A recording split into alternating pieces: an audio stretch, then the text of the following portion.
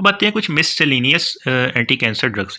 ये तो हमने पहले वो वाले डिस्कस किए ना जो कि स्पेसिफिक थे। अब कुछ मिससेलेनियस भी हैं। मिससेलेनियस में हमारे पास टायरोसिन काइनेज इनहिबिटर आ जाते हैं, ग्रोथ फैक्टर इनहिबिटर्स आ जाते हैं। उसके अलावा इसके अंदर कुछ और इंटरफेरॉन्स वगैरह आ जाते हैं। इनकी अब हम बारी बारी बात करने लगे हैं। तो स्टार्ट करते हैं जी। टायरोसिन काइनेज हमें पता है कि जो कैंसर सेल होता है यानी जो नियोप्लास्टिक सेल्स होते हैं ना, उसके अंदर टायरोसिन काइनेज एक्टिविटी ज़्यादा हुई होती है। तो उस टायरोसिन काइनेज एक्टिविटी को इनहिबिट करने के लिए हम टायरोसिन काइनेज इनहिबिटर्स दे रहे होते हैं। सबसे पहला एजेंट आता है इसमें इमातिनिब। इमातिनिब क्या करता है कि ये tyrosine kinase activity of BCR-ABL oncogene, जो कि हमने CML यानी क्रोनिक माइलोइड ल्यूकीमिया के अंदर पड़ी हुई है ना, उसको ये इनहिबिट करता है।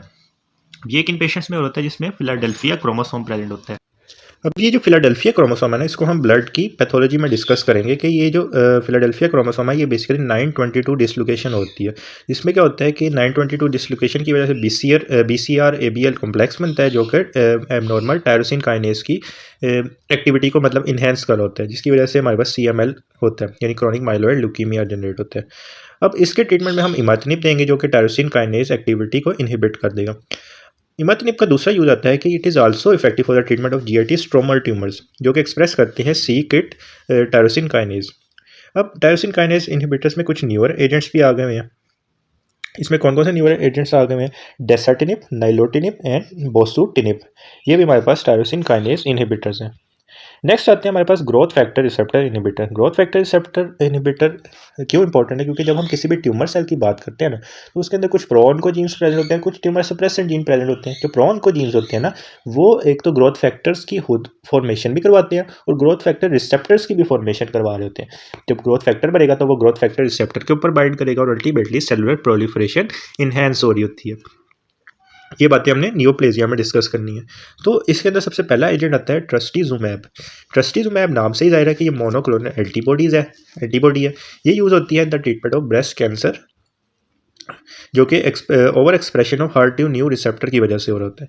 तो ट्रस्टीजुमैब क्या करेगा कि ये मोनोक्लोनल एंटीबॉडी है जो कि रिकॉग्नाइज करती है self protein in breast cancer cell that over express HER2 receptor for epidermal growth factors. तो ये ट्रस्टीजुमैब की बात होगी। इसके अलावा बॉक्स के अंदर मैंने लिखा है कि जो एपिडर्मल ग्रोथ फैक्टर है ना, वो रेगुलेट कर रहा होता है cell signalling pathway involve in cellular proliferation, invasion, metastasis and angiogenesis. ये तो जाहिर सी बात है। नेक्स्ट एजेंट आता है सिटोक्सीमैब।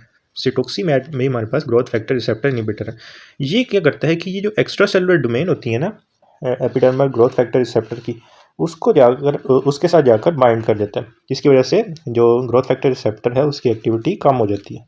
ये हम यूज़ कर रहे होते हैं in the treatment of colon cancer. Colon cancer में इसको हम कॉम्बिनेशन थेरेपी में यूज़ कर रहे हैं। अब कॉम्बिनेशन थेरेपी कैसे है? इसमें कौन कौन से एजेंट्स हैं? एक तो सेटुक्सीमैब भी है, उसके अलावा आयरिनोटिकन भी आ जाता है। आयरिनोटिकन हमने पहले डिस्कस किया कि ये किस कैटेगरी के अंदर था, जो हमने सेल साइकिल स्पेसिफिक एजेंट्स की बात करी है जो कि टोपोआइसोमेरेज 1 को इनिबिट कर रहा था, उसमें हमने आयरिनोटिकन की बात की थी। तीसरा ऑक्सैलिप्लेटिन आ जाता है। ऑक्सैलिप्लेटिन भी हमने कहा था ना कि इसके अंदर ओ आ रहा है, ओ से हमने इसको याद किया था कि ये यूज़ होता है कोलोन कैंसर के अंदर। तो कॉम्बिनेशन थेरेपी में हम सिटोक्सीमैब को यूज़ कर रहे होते हैं in the treatment of colon cancer. उसके अलावा कुछ एजेंट्स आ जाते हैं। एक आता है पानीटुमुमैब। पानीटुमुमैब हम यूज़ कर रहे होते हैं in the refractory metastatic colorectal cancer के अंदर। फिर आता है गेफिटिनिब एंड एल्लोटिनिब। ये second line agent of non small cell lung cancer में हम इनको यूज़ कर रहे होते हैं। अब जो एल्लोटिनिब है ना, इसको हम पैंक्रियाटिक कैंसर में भी यूज़ कर रहे होते हैं। फिर आते हैं vascular endothelial growth factor receptors inhibitor. अब ये जो vascular endothelial growth factor receptor होते हैं ना, ये एंजियोजेनेसिस को प्रमोट कर होते हैं। क्योंकि हमें पता है ना कि किसी भी ट्यूमर सेल की प्रोलिफरेशन के लिए उसको एंजियोजेनेसिस करनी पड़ती है ताकि वो अपने न्यूट्रिएंट्स रिक्वायरमेंट भी पूरी कर सके। तो वस्कुलर एंडोथेलियल ग्रोथ फैक्टर को इनहिबिट करने की भी हमें ज़रूरत होती है। इसके अंदर आते हैं बेवासिजुमैब। ये जो बेवासिजुमैब है ना, ये हम यूज़ कर रहे होते हैं in the treatment of colorectal breast non small cell lung cancer and renal cancer के अंदर। इसके एडवर्स इफेक्ट कभी कभी पूछ रहे होते हैं क्योंकि ये वस्कुलर एंडोथेलियल ग्रोथ फैक्टर थोड़े से इंपॉर्टेंट है। एडवर्स इफेक्ट में इसमें हाइपोटेंशन रहता है, इन्फ्यूजन रिएक्शन आ जाते हैं, arterial thrombi, GI perforation, protein urea and सबसे इंपॉर्टेंट इसमें आता है osteonecrosis of the jaw. Osteonecrosis of the jaw ये कॉज करवा रहा होता है बेवासिजुमैब। सो बेवासिजुमैब कौन कौन से एडवर्स इफेक्ट करवा रहा है? एक तो हाइपोटेंशन करवा रहा है, इन्फ्यूजन रिएक्शन करवा रहा है, आर्टीरियल थ्रोम्बाई की फॉर्मेशन करवा रहा है, GI परफोरेशन करवा रहा है, protein urea and osteonecrosis of jaw cause करवा रहा है। Other vascular endothelial growth factors की बात करें तो उसके अंदर ये वाले एजेंट्स आ जाते हैं। ये आपकी मर्ज़ी, अगर आप याद करना चाहें तो कर सकते हैं, लेकिन मेरे ख्याल में बेवासिजुमैब भी सफिशिएंट होगा। फिर आते हैं कुछ और एजेंट्स जो कि हम मिससेलेनियस ड्रग्स की ही कैटेगरी के अंदर कंसीडर करेंगे। इसके अंदर सबसे पहला एजेंट आता है राइटोक्सीमैब। ये भी मोनोक्लोनल एंटीबॉडी है। जिसके अंदर भी मैब आ रहा होता है ना, वो मोनोक्लोनल एंटीबॉडी ही होती है। ये बेसिकली हम यूज़ कर रहे होते हैं नॉन हॉजकिन लिम्फोमा के अंदर। ये क्या करता है कि ये बाइंड करता है CD20 के साथ। CD20 क्या होता है, एक सरफेस मार्कर होता है नॉन हॉजकिन लिम्फोमा में। जब ये CD20 के साथ बाइंड करेगा ना, तो ये कॉम्प्लीमेंट मीडिएटेड लाइसिस करवा देगा सेल की, कॉम्प्लीमेंट मीडिएटेड लाइसिस करवा देगा, डायरेक्ट साइटोटॉक्सिसिटी और एपोटोसिस करवा देगा सेल की। तो राइटोक्सीमैब ने क्या करवाया कि CD20 के साथ बाइंड हुआ और इसने कॉम्प्लीमेंट मीडिएटेड लाइसिस करवाई, डायरेक्ट साइटोटॉक्सिसिटी करवा दी और एपोटोसिस करवा दिया। चौथे नंबर पर हमारे पास आते हैं इंटरफेरॉन्स। चौथे नंबर पर हमारे पास कौन से एजेंट्स आ गए, इंटरफेरॉन्स आ गए। इसके अंदर आते हैं अल्फा इंटरफेरॉन्स। अल्फा इंटरफेरॉन हमारे पास इफेक्टिव होते हैं in the treatment of hairy cell leukaemia, CML and T cell lymphoma में हम अल्फा इंटरफेरॉन्स को यूज़ कर रहे होते हैं। पाँचवें नंबर पे हमारे पास एजेंट्स आते हैं एस्पैराजिनेज। एस्पैराजिनेज नाम से ही जाहिर है कि ये सीरम एस्पैराजिन को कम करवाएंगे। सीरम एस्पैराजिन ये वाला एजेंट उन ट्यूमर में इफेक्टिव होंगे जो कि एस्पैराजिन को अपनी ग्रोथ के लिए यूज़ कर रहे होते हैं, यानी ऐसे ट्यूमर सेल जो कि एस्पैराजिन को अपनी ग्रोथ के लिए यूज़ कर रहे होते हैं, उनमें ये इफेक्टिव होंगे। अब कौन कौन से ऐसे ट्यूमर्स हैं, इसके अंदर आते हैं T सेल ऑक्सोट्रोफिक कैंसर, जिसमें ल्यूकीमिया एंड लिम्फोमा आ जाते हैं। तो एस्पैराजिनेज भी हमारे पास मिससेलेनियस ड्रग की कैटेगरीज में आते हैं।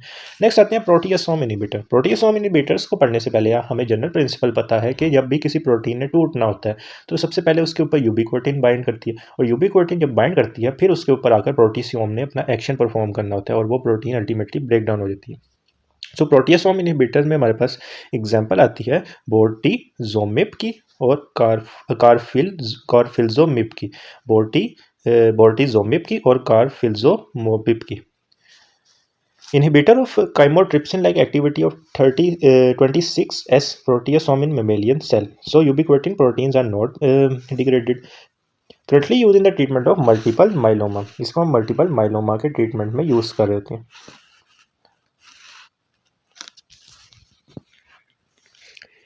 नेक्स्ट आते हैं कुछ हार्मोनल एंटी कैंसर एजेंट्स भी होते हैं जो कि हार्मोन के तौर पर भी एक्ट कर रहे हैं, और कुछ एंटी कैंसर एक्टिविटी भी आती है इनकी। इसके अंदर आते हैं ग्लूकोकॉर्टिकॉइड्स। ग्लूकोकॉर्टिकॉइड में मशहूर ज़माना एग्जांपल आती है प्रेडनिसोन की। इसको हम यूज़ कर लेते हैं in the treatment of leukaemia and lymphoma. Leukaemia and lymphoma में दूसरे नंबर पर आते हैं gonadal hormone antagonist. Gonadal hormone antagonist, इसमें अंदर सबसे पहला एजेंट आता है टैमोक्सिफिन आ जाता है। उसके अलावा टोरेमिफाइन आ जाता है, और उसके अंदर फ्लूटामाइड आ जाता है।